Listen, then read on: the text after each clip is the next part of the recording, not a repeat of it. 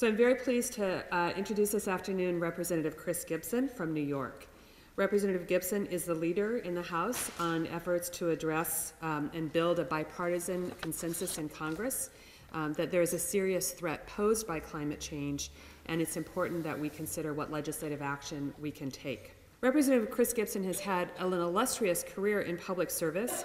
He earned a PhD from Cornell University. He has served 24 years in the Army and taught American politics at West Point.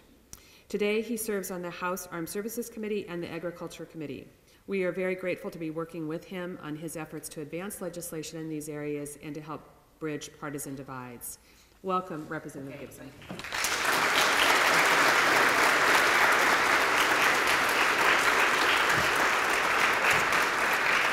Well, thank you.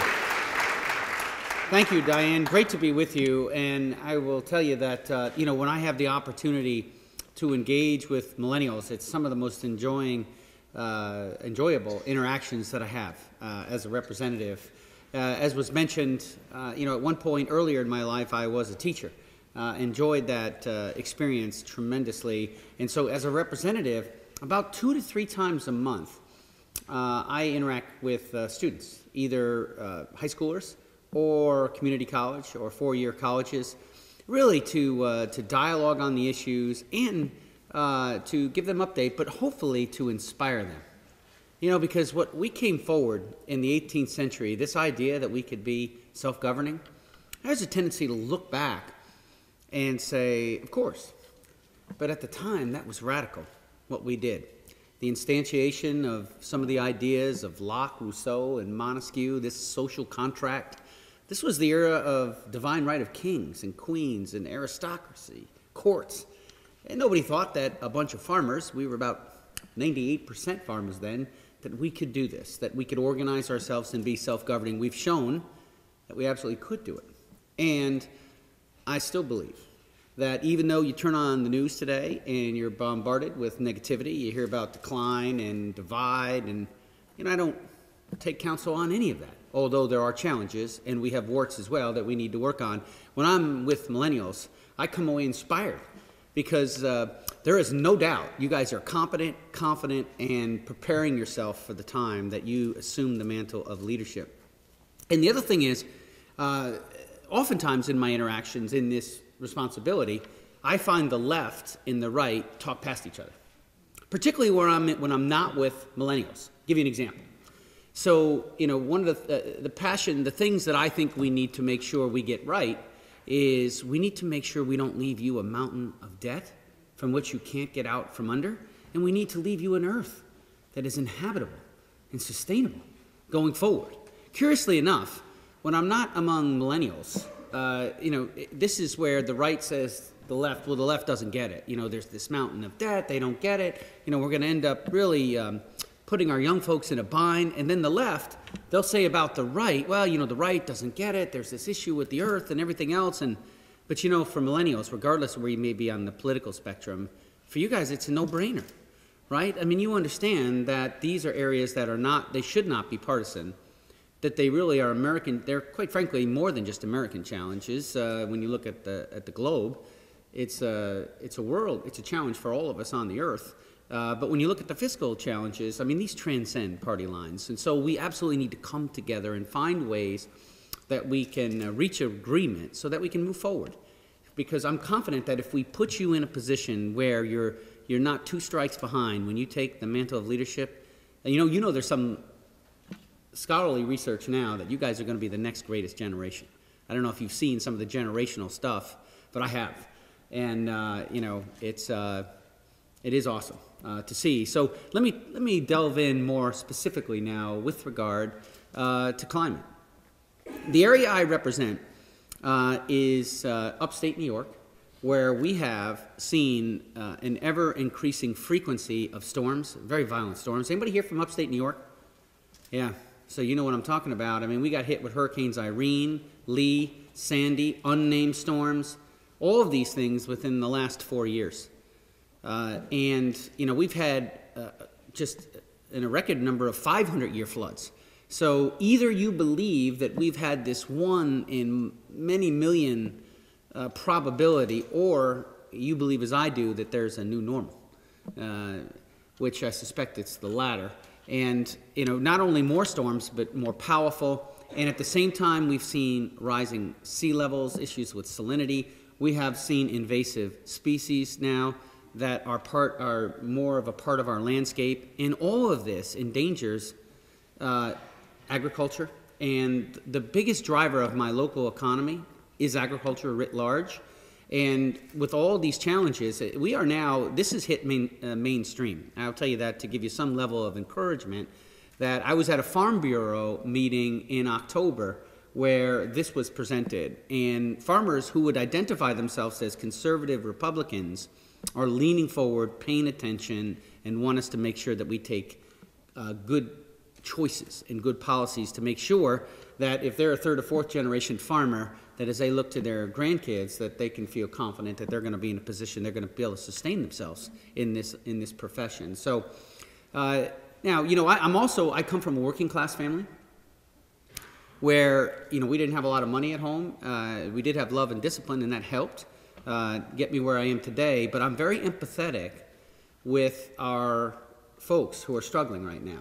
So I endeavor to at once try to drive down energy cost while protecting the environment.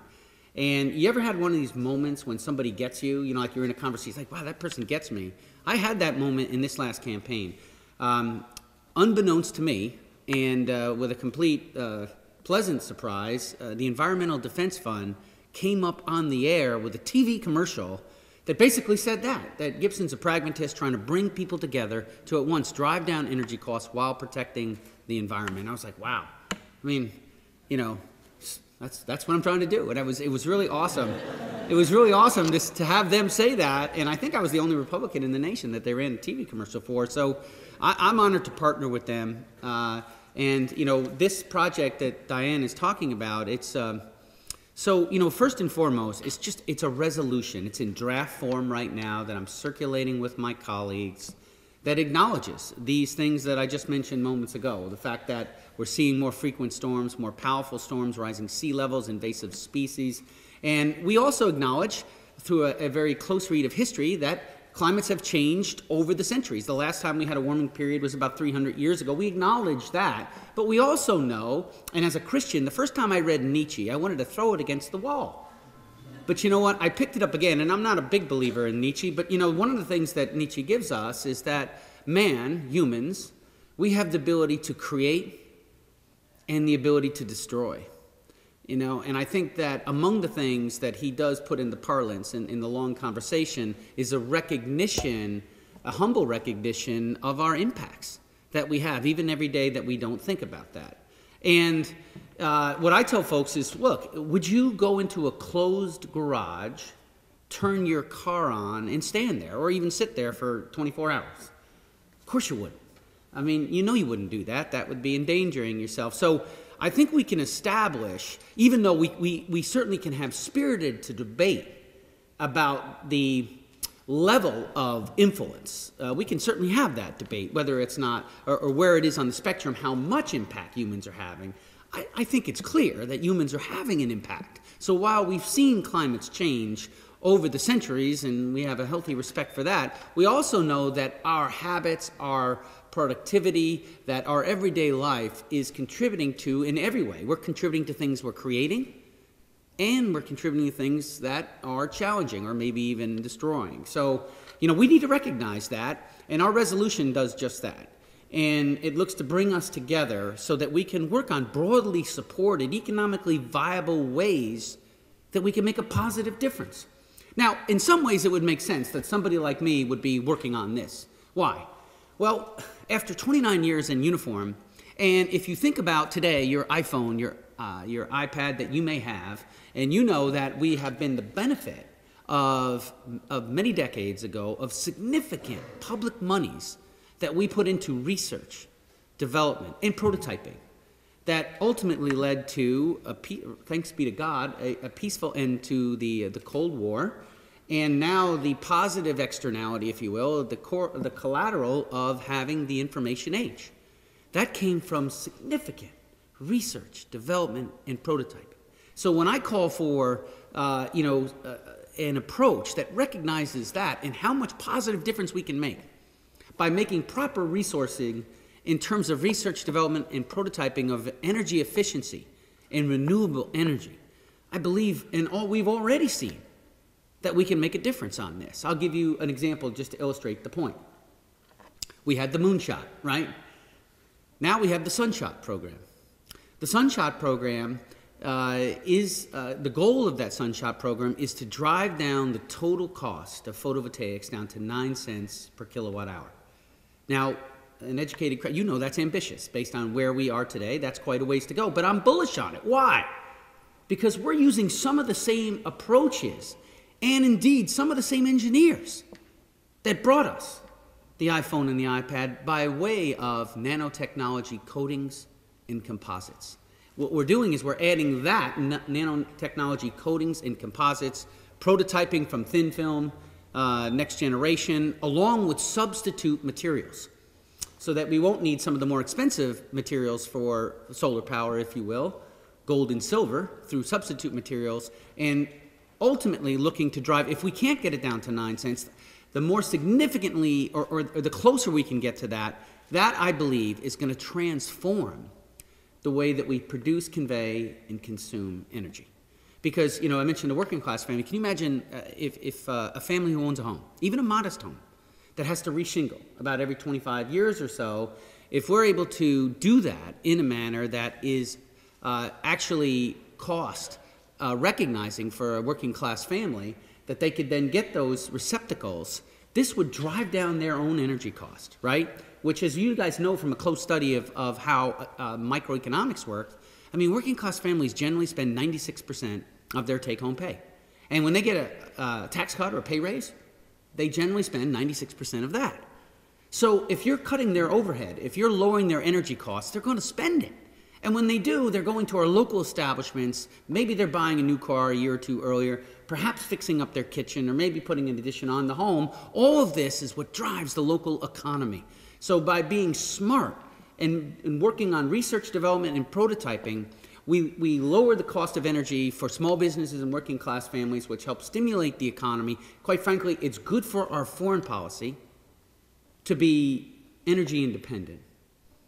And I tell you that from personal experience from 4 combat tours. To be energy independent would be significant for us. And ultimately, this also helps the environment. And when you partner those type of approaches, along with, I mentioned produce, convey, and consume energy. So among the things that I advocate for are microgrids. And I do so for a number of reasons. Quite frankly, it empowers us more. Less reliant on the big companies, the utilities, and in my area, particularly in upstate New York, we've had some challenges with that. The other piece of this is it can be more responsive to renewable energy when you have a local board. Now, some say we can't do this. I totally disagree. It's already being done. In my district, we have Otsego County Electrical Co-op and the Delaware County Electrical Co-op in my district. Now, these are 2 microgrids, essentially, and it's democratic. They vote for their own board, and they vote on their own policies. And so as we move forward, I want to see us at once make these smart investments that I think that will help us perfect the renewable energy as we're working on energy efficiency.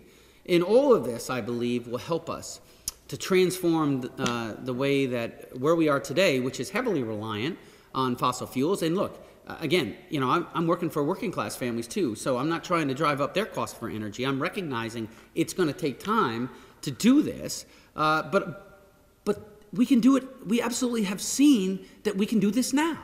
So there's no need to wait on this. So this is why my voting record in the Congress, the strongest record for any Republican on energy efficiency and renewable energy, and I'm not satisfied. I don't think we are where we should be in terms of investments on this. So the first step is the resolution that really recognizing the fact that we're having changing weather patterns, that humans are contributing to this, and that we ought to work together to be smarter about this, so that among the 2 major issues I mentioned for millennials, that with regard to an Earth that's inhabitable and sustainable, that we would make the proper resourcing and investments to make the positive difference that we know that needs to be done. So, once you get that resolution, then I believe I'm going to be in a stronger position to get more support for the resources for example, the photovoltaics. Now, my support of renewable energy certainly goes beyond solar power, but I use that as an illustration of a program that I think that we've already seen that this approach works. Because, we have the benefit now with the semiconductor industry. We see this already so much in information and entertainment and all things that are touched by the semiconductor. So, this is important work. And look, we do need to overcome some challenges out there in the larger political discussion. There were some encouraging votes that took place not long ago. Vote in the United States Senate on whether or not climate change is real. 98-1 said yes. And then, were humans contributing to that? 59-40. In a Republican-controlled Senate, 59-40. Now, quite frankly, 2 Republicans had actually voted yes, but they changed their vote to no because, 60 is the threshold, and it would have passed. So we went from 61-38 to 59-40. But here's the larger point. This is becoming, I think, more and more accepted. I am playing a leadership role on the House side. My draft resolution is circulating now. We do have some co-sponsors, but I've got a long way to go. So, I understand you're visiting the Hill. Thank you for that. You could certainly mention that you heard me speak here today and that you're curious to know whether or not they have seen the resolution yet on climate and what their reactions might be to it. We have received some constructive criticism on ways that we may be able to get stronger support for it, and we're listening. Because, again, we're not looking to be dogmatic here. What we really want to do is get a center mass, if you will. We want to get support for this. So we're looking to tweak it, if necessary, to continue to build out the support so we can show a significant number when it comes to this resolution. But the whole point of the resolution is then hopefully to translate it into action when it comes to smart choices so that we can get making significant progress on this. So let me end where I began and just say that, you coming here today makes a difference, really does. When you go into an office and you meet with members and you express from your personal vantage point where you're coming from and you get involved in the political process, it does make a difference. I've seen it firsthand. Sometimes I feel like this is a bit of an out-of-body experience because even though I was an infantryman, I studied government and political science, and there are moments on the floor where I'm watching something unfold, and of course I'm involved in it, and I'm also analyzing it from a political science perspective, and it is sometimes just pure theater out there. But I will tell you this, that your engagement is going to make a difference, and I would tell you that over time, I mean, I sense if you're sitting here today, you're already on the right side of the issue. And I'm hopefully going to make a difference on moving us sooner rather than later because this doesn't get better. And the other piece of this that it gets more challenging, obviously. But here's the other piece of this, is to manage expectations. Because even when we take action, positive, constructive action, climate change is going to continue. And we don't want to give the impression otherwise because it's always been changing, but now we're exacerbating it with our own action. And part of what we need to do is just take action to prepare for that. So, for example, in upstate New York, recognizing this increase in storms and how increasingly powerful they are, we need to have an approach as it becomes to water events so that we protect people and property. And that means there's this new approach called the Colorado approach that actually allows for some of the energy to come out of the stream by allowing for floodplains in areas where people aren't living. And then where people are living, we probably need to do a little bit of maintenance to protect them. But if all you do is maintenance, what we've learned is that you make the stream more powerful, and when it actually gets downstream, it takes out completely a community downstream. So you got to allow for the floodplain to take some of the energy out of the stream. And this is part of what this conversation, I think, should also include. Not only changing habits in smart, broadly supported ways, but also recognizing the fact that this is going to happen this century. And if we're going to flourish in this, not just survive, but flourish in this, then we have to recognize that and take smart action going forward. So thank you very much for coming. We'll work this together. I look forward to getting, Diane, the feedback from your visits here. Nick Chaika, can you please raise your hand? Okay, so Nick works with our office, and your feedback will go to Nick, and we're going to continue to work this going forward. So God bless you. Thank you very much, and take care. All the way.